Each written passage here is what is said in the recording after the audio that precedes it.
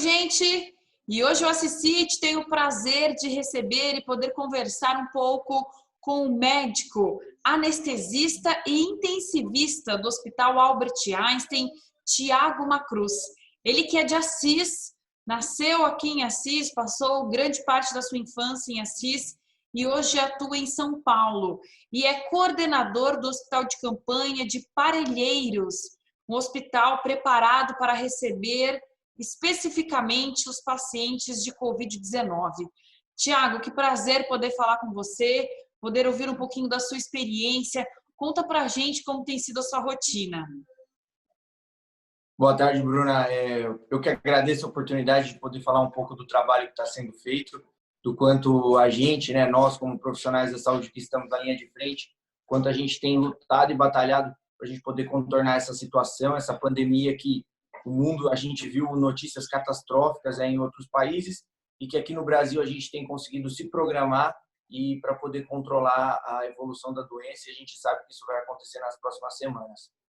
Eu, basicamente, eu trabalhava como anestesista até então e tive a formação de intensivista, mas com o aumento da demanda, né, de intensivista e não tendo cirurgias, né, os centros cirúrgicos estão parados, me vi numa situação que eu podia ajudar e eu queria ajudar. Foi aí que eu entrei para trabalhar nas UTIs do Covid do Albert Einstein e, posteriormente, veio esse convite, né, para poder coordenar a UTI do Hospital de Campanhas de Parelheiros, né. Atualmente lá a gente está aumentando os leitos conforme a demanda. A gente não tinha UTI lá no hospital que só tinha um pronto-socorro e tinha um prédio lá que a gente está transformando em UTI.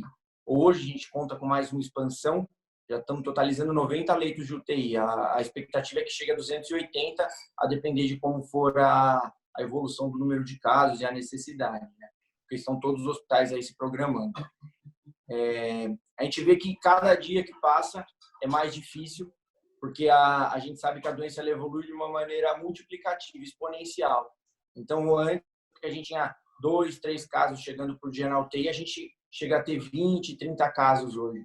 E gerenciar tudo isso, você pensar que você tem laboratório, comida, exames, medicamentos, gerenciar tudo isso de uma maneira tão grande, numa época que está tudo escasso, né? Hoje a gente brinca que os insumos da saúde, dinheiro para os insumos da saúde, eles não passam de papel, porque não existe dinheiro que compra o que não existe, o que não tem. Então, você gerenciar tudo isso de uma maneira racional, dando o que o paciente precisa, é um desafio muito grande e que o SUS tem tentado fazer, né? Os hospitais de campanha, a gente tem tentado para poder dar o melhor aí para os nossos pacientes.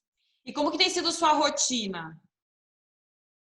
Cara, a rotina é uma loucura. O celular toca o dia inteiro, porque são milhares de hospitais que têm paciente em emergência. Esses pacientes de emergência, primeiro, eles precisam de um atendimento especializado, né, numa UTI que seja de Covid, e eles precisam ser isolados para não contaminar outros profissionais da saúde e outros pacientes que venham estar nesses outros pronto-socorros. Então, a gente funciona mesmo como uma retaguarda. Quem já está o hospital lotado, pronto-socorro lotado, não tem mais vagas para pacientes isolados e são suspeitas grandes de Covid, a gente acaba recebendo. Então, basicamente, eu fico o dia inteiro à mercê dessas situações. Os hospitais ficam ligando, se comunicando, para a gente poder, ao máximo, poder absorver esses pacientes. Durante o dia, né, obviamente, eu vou para lá para o hospital, fico presencial lá todos os dias. E aí lá é uma situação que a gente vive que eu nunca imaginei que eu fosse viver. Por mais que a gente tenha os insumos, tenha, né, o equipamento de proteção, assim, são pacientes graves chegando a todos os momentos, pacientes muito jovens também. A gente sabe, né, que a prevalência é pior nos extremos de idade, pessoas com comorbidades pré-existentes, mas a gente vê muito paciente jovem chegando. Então, aí lá eu estou coordenando, mas eu me deparo em momentos que eu tenho que atender o paciente que está chegando, porque estão todos os médicos, enfermeiros, está todo mundo ocupado dando assistência para outros pacientes. E aí a rotina é essa. Fico lá o dia inteiro e acabo quando a gente consegue dar quando tudo fica mais calmo, os pacientes são todos bem assistidos, com as medicações entrando, todos que estão no ventilador estão dormindo, calmos, sedados, para fazer a ventilação, para proteger o pulmão deles, para quem sabe no dia de amanhã a gente olha o resultado dos exames para ver se tem condição de acordar, de tirar o tubo e aí prosseguir com o tratamento. Thiago, e você chegou agora de um plantão, como tem sido a sua rotina? Não funciona como plantão, porque eu fico 24 horas disponível lá e o dia inteiro. Então, eu saio de manhã e volto à noite.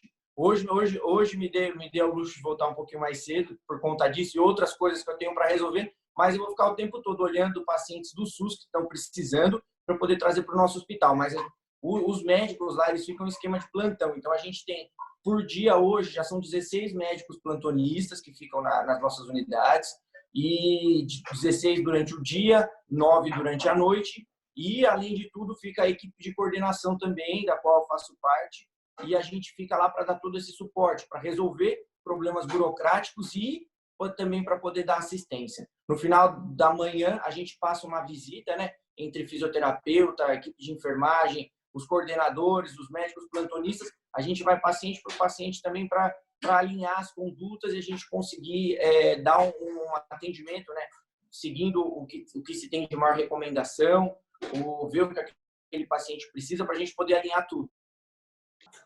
Tiago, você consegue compartilhar com a gente um momento bem marcante desses atendimentos que vocês têm realizado no hospital de campanha? Olha, tem muita coisa que eu lembro, assim, pacientes que a gente tem atendido que são que emocionam, né, bastante a gente. Eu nunca vou me esquecer de uma senhora que ela tinha indicação de ir para intubação, né, de a gente fazer a sedação, deixar ela num quadro, né, sedada, entubada, com ventilador mecânico. E a gente já estava tentando basicamente há um dia reverter essa situação com medidas de ela ficar de bruço, fazer fisioterapia respiratória, mas ela caminhava mesmo, o quadro vinha pior, ela caminhava, a gente sabia que a chance de ela ir para intubação era muito grande. Quando a gente foi contar para ela que ela seria entubada, ela obviamente despencou a chorar, porque a gente sabe que o paciente entubado né, ele teria uma chance, uma taxa de mortalidade, mas quando o paciente está entubado é muito maior, né? Quando a gente contou, ela pediu para fazer uma ligação por vídeo para o marido, ela fez, falou que seria entubada, falou sobre como ela gostaria que fossem as coisas caso ela fosse a óbito, para cuidar das crianças e tudo mais. Então, assim, é muito difícil você ver isso e depois de alguns momentos a gente procedeu com a intubação. Aí ela ficou sedada, né? Não é um estágio de coma, mas seria parecido, e ficou assim por dias. É muito difícil a gente dar essa notícia para o paciente, né? Porque as intubações elas são um pouco precoces no COVID, porque os pacientes eles realmente precisam, então eles estão acordados, eles sabem que vão ser intubados e sabem do risco que vai ser. É muito difícil você lidar com isso e eles lidarem com a família depois, porque nas UTIs de COVID as famílias não tem acompanhante. Todas as notícias são dadas por telefone. Então, às vezes, os familiares ficam dias, 20, 30 dias, né? Tanto o paciente quanto as famílias sem saber, sem ver a pessoa que ama. É muito difícil isso. É uma situação de solidão, acaba sendo, porque o único contato que os pacientes têm é com a equipe médica mesmo. É com a equipe médica e de máscara, gorro, completamente coberta, eles não conseguem ver um sorriso. Eu me recordo também de um outro paciente, quando ele saiu da intubação, né, era um cara muito jovem, de 42 anos, ele saiu da intubação, aí a gente estava transportando ele para uma UTI que a gente tem, que é os casos mais leves, porque ele já tinha saído da intubação, ele estava evoluindo bem, e aí no caminho eu fui conversando com ele, perguntando se ele estava sendo bem tratado, ele havia sido estubado, né, naquele dia. Aí ele falou: doutor, posso pedir uma coisa? Eu falei: claro. Ele: posso ligar para minha esposa e para minha filha? Eu falei: com certeza. Nesse momento ele desatou a chorar. Ele chorava, ele me agradecia e falava que ele só tinha ouvido não até então, que ele precisava daquele sim, né? Obviamente ele falou com a família, choraram no telefone todo mundo, porque já estava, sei lá, sabe Deus quantos dias distante, né? E aí é basicamente isso, essa solidão, tanto para a equipe, né, médica, a equipe de enfermagem, que a gente não tem contato com ninguém, fica longe da família, a gente tem basicamente que se isolar, e para os pacientes, que não vem nada, não vem ninguém. Eles ficam isolados no hospital. Você tem conseguido voltar para casa? Na minha casa, sim. Moro eu e minha esposa, né, atualmente. Não temos filhos e também não temos contato com pessoas de risco. Então, ela optou por continuar aqui e eu fico em casa só. Mas não tenho mais contato com os meus pais e outras pessoas. Seus pais estão em Assis, né? Então. Então, a gente não, por enquanto não vamos nos ver mais. Tiago, o que você tem a dizer para aquelas pessoas que ainda não estão levando o isolamento a sério? Assis, nós tivemos uma última pesquisa que o isolamento social em Assis não ultrapassa 60%, segundo os sistemas de monitoramento inteligente. O isolamento social, ele é importante, é uma tecla que tem que ser batida nesses tempos de pandemia? Olha, eu acredito que o isolamento social é fundamental. A gente teve exemplos em diversos lugares do mundo em que o isolamento precoce não foi realizado e a gente viu as consequências. São corpos jogados na rua, hospitais completamente lotados, escolhendo quem vai viver, quem vai morrer. O nosso isolamento foi precoce e as nossas taxas, as nossas estatísticas são boas. O nosso isolamento, apesar de não ter sido completo, ele surtiu o efeito e a gente ainda precisa do isolamento. A gente tem que se preparar, a gente tem que se precaver e a gente tem aquela questão do achatamento da curva, né? A gente sabe que ao longo dos meses agora, todos os casos que viriam de uma vez, eles virão ao longo dos meses, para que a gente possa cuidar de todo mundo e não chegar naqueles estágios que a gente chegou. Então, as pessoas não acreditam muitas vezes porque ele surtiu efeito. A gente não está tendo situações calamitosas aqui no Brasil, a gente não vê corpos na rua. Por quê? Porque a gente fez um isolamento precoce, ele surtiu sim efeito. A gente vê que as nossas taxas, a evolução da mortalidade, ela não tem seguido um caráter tão exponencial como foi nos Estados Unidos, como foi na Itália, na Espanha. Então, é a gente acreditar que o que a gente fez foi bem feito, que a gente ainda tem que continuar fazendo e que se a gente não fizer, muita gente vai morrer. Porque são os pacientes do Covid, os que ficam graves, são de todas as idades e são pacientes muito jovens que precisam de muito cuidado e que se a gente tiver um pico de casos de uma vez muito grande, a gente não vai conseguir tratar todo mundo. E os pacientes de Covid acaba acontecendo tudo muito rápido, né? Parece. De um dia para o outro. Você perde um paciente num descuido teu, num exame que você não checou da maneira certa ou de uma medicação que não foi administrada.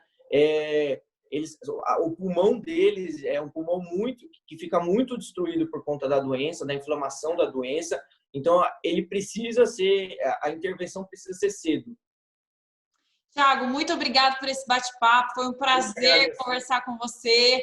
Você que é de Assis, está em São Paulo, desempenhando um brilhante papel e representando realmente nós todos assisenses. Obrigado, Bruno. Obrigado pela oportunidade. Até mais.